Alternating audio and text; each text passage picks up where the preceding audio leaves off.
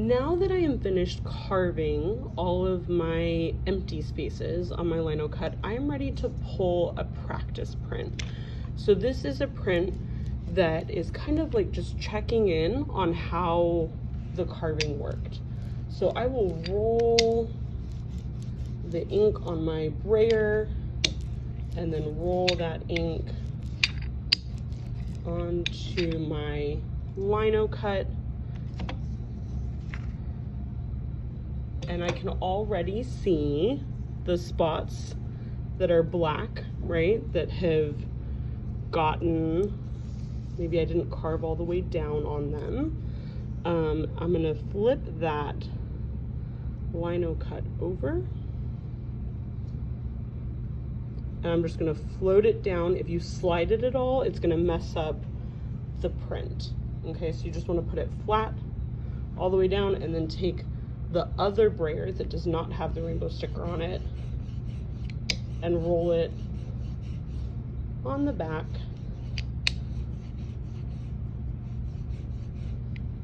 Kind of doing it in all different directions. Make sure you get the corners, make sure you get the sides, and then you're gonna pull your Linocut off and you will see how your print turned out.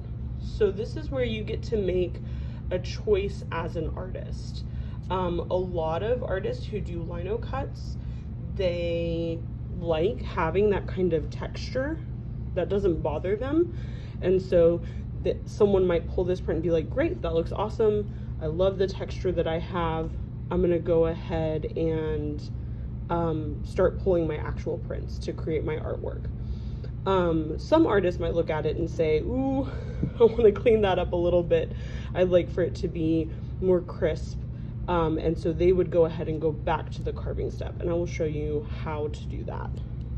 Looking at my practice print, I have decided that I really like the texture that's on the inside of my plant in the pot, but I kind of want to clean up all this texture that's on the outside. I don't need it to be completely blank, but I want it to be a little bit less. So what I'm going to do is I'm going to keep my practice print next to me while I carve, and I'm going to remember that this is flipped.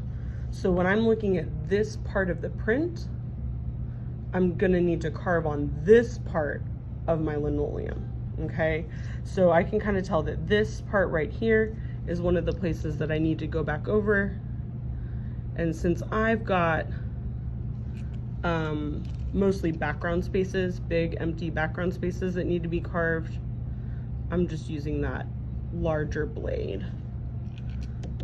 If I had like little teeny tiny inside spaces, or once I get closer to the edges and the corners, I could go ahead and switch blade sizes if I wanted to. What you can also do is you can kind of look at your linoleum, and even after you've washed it or rinsed it off and dried it, you can kind of see where that ink stayed.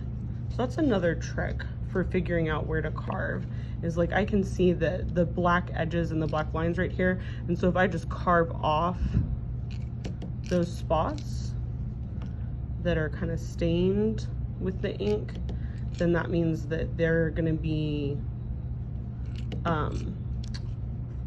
carved down enough that when I roll it with ink the next time, the ink isn't going to touch that part.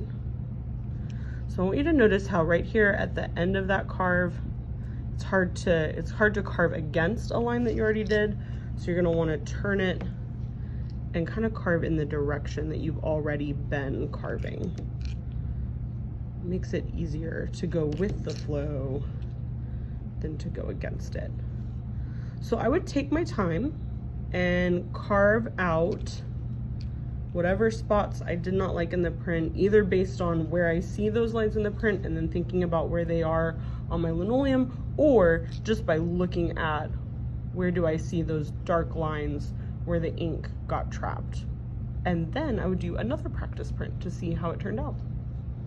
After I finished carving away all of the spaces that I didn't want, I pulled a second practice print, and now I can compare it to the first practice print that I pulled And I can see that I was able to clear up a bunch of the spots in the background, and now I have a choice to make. I can either decide that I like the little bit of texture that's left, and I can start printing on the actual paper that I'm going to use for my final project, or I can wash off my Linocut and I can go back and carve away some of those spaces that showed up when I pulled that second print. You get to decide what works for you, and then let your teachers know when you are ready to start printing your final copies.